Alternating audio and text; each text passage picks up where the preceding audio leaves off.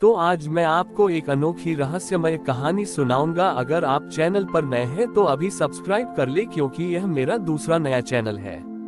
तथा कहानी पूरा देखे, अंत में एक अनोखा रहस्य छुपा है। धन्यवाद। तो सुनिए। बहुत समय पहले की बात है। दक्षिण के एक छोटे से गांव में कालिया नाम का एक शिकारी रहता था। वह स्वभाव से क्रूर नहीं था, परंतु अपने परिवार के भरण पोषण के लिए उसे पशुओं का शिकार करना पड़ता था। उसकी एक ही विशेषता थी कि वह हर कार्य को पूर्ण एकाग्रता से करता था। गांव के किनारे एक बहुत पुराना और खंडहर हो चुका शिव मंदिर था, जिसके गर्भगृह की छत टूट चुकी थी और शिवलिंग पर सीधी धूप और बारिश गिरती थी। एक दिन भीषण गर्मी में कालिया शिकार की खोज में भटकते हुए उस मंदिर के पास पहुंचा। वह थककर वहीं बैठ गया। उसने देखा कि चिलचिलाती धूप सीधे शिवलिंग पर पड़ रही है।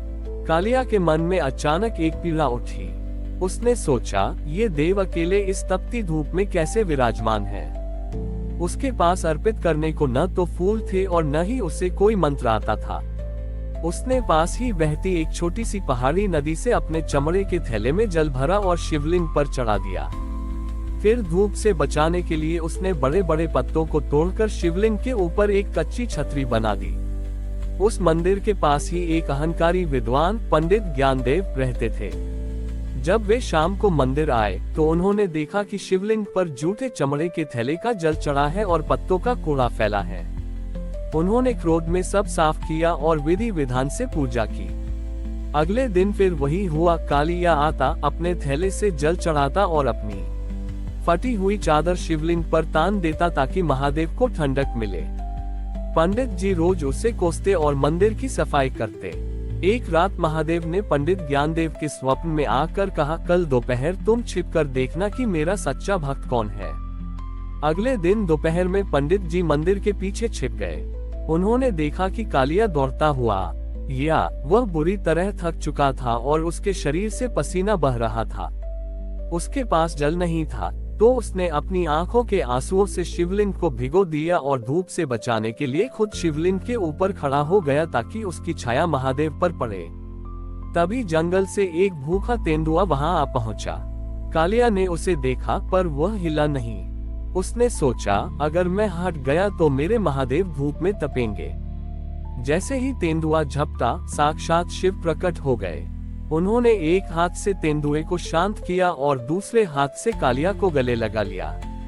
महादेव ने पंडित जी की ओर देखकर कहा, ज्ञानदेव, तुमने मुझे शास्त्र अर्पित किए, पर कालिया ने मुझे स्वयं को अर्पित कर दिया। पूजा विधि में नहीं, व्याकुलता में होती है। पंडित जी का अहंकार टूट गया और उन्होंने कालिया के चरणों में गिरकर सच्चे प्रेम की परिभाषा सीखी। उस दिन के बाद वह शिकारी शिव छाया के नाम से प्रसिद्ध हुआ और वह खंडहर मंदिर दुनिया के लिए श्रद्धा का केंद्र बन गया।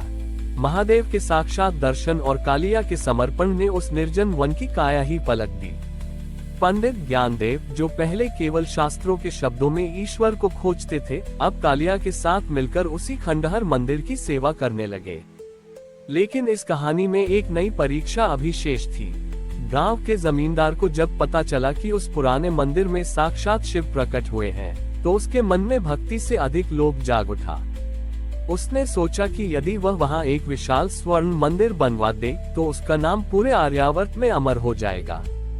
वह अपने सैनिकों और शिल्पकारों के साथ वहां पहुंचा और आदेश दिया, इस खंडहर को ढा दो और यहाँ एक ऐसा भव्य मंदिर बनाओ जिसकी चमक से सूर्य भी फीका पड़ जाए। कालिया और ज्ञानदेव ने उसे रोकने का प्रयास किया। कालिया ने नम्रता से कहा, मालिक, महादेव को स्वर्ण नहीं, शांति प्रिय है। ये खुला आकाश ही उनकी छत है। पर अहंकारी जमींदार ने उनकी एक न सुनी। जैसे ही मजदूरों ने मंदिर की पहली ईंट हट आने के लिए कुदाल उठाए, पूरा जंगल गरजने लगा। लेकिन वह कोई बादलों की गर्जना नहीं थी, बल्कि हजारों तेंदुओं और जंगली जानवरों की दहाड़ थी, जो मंदिर को चारों ओर से घेर चुके थे। सैनिक डर के मारे कांपने लगे। जमींदार ने चिल्लाकर कहा, इन जानवरों को मार डालो। तभी कालिया बीच में आकर खड़ा हो गया। उसने उन हिंसक जीवों की आंखों में देखा और हाथ जोड़कर महादेव से प्रार्थना की, हे प्रभु, इन बेजुबानों का रक्त न बहाओ। यदि आपकी इच्छा महल में रहने की है तो मैं स्वयं पीछे हट जाता हूँ। उसी क्षण शिवलिंग से एक शीतल नीली ज्वाला निकली और पूरे परिसर में फैल गई। जमींदार ने देखा कि जो स्वर्ण वह मंदिर में लगाने लाया था वह स्पर्श करते ही मिट्टी बन गया। वहीं दूसरी ओर कालिया ने जो पत्तों की छतरी बनाई थी वह सोने के पत्तों में बदल गई। महादेव की आवाज गूंजी, जमींदार, जो वैभव तुम मुझे देना चाहते हो वह मेरा ही दिया हुआ उधार है। मुझे वह वस्तु दो जो तुम्हारी अपनी हो। जमींदार रो पड़ा, क्योंकि उसके पास अपना कहने को केवल उसका अहंकार था। उसने वहीं अपनी तलवार त्याग दी और घोषणा की कि यह मंदिर कभी ढका नहीं जाएगा। ये हमेशा खुला रहेगा ताकि प्रकृति का जल और वायु सीधे महादेव का अभिषेक कर सके। कालिया और ज्ञानदेव ने मिलकर एक नई परंपरा शुरू की। वहाँ कोई पुजारी नहीं होता था। जो भी यात्री आता वह स्वयं अपने हाथों से नदी का जल लाता और शिवलिंग पर अर्पित करता। वह स्थान मुक्त योजक चिन्हेश्वर कहलाया, जहां आज भी माना जाता है कि सच्ची श्रद्धा रखने वाले को जंगली जानवर हानि नहीं पहुंचाते, बल्कि मंदिर के रक्षक बनकर पहरा देते हैं। हमारी और भी आध्यात्मिक एवं अनोखी कहानियां देखने के लिए हमारे चैनल पर जाएं तथा धार्मिक एवं पौराणिक अनोखी कहानियां हमारे चैनल पर है। कृपया जाके देखें तथा हमारे चैनल को सब्सक्राइब करके रखें और वीडियो लाइक जरूर करें। धन्यवाद।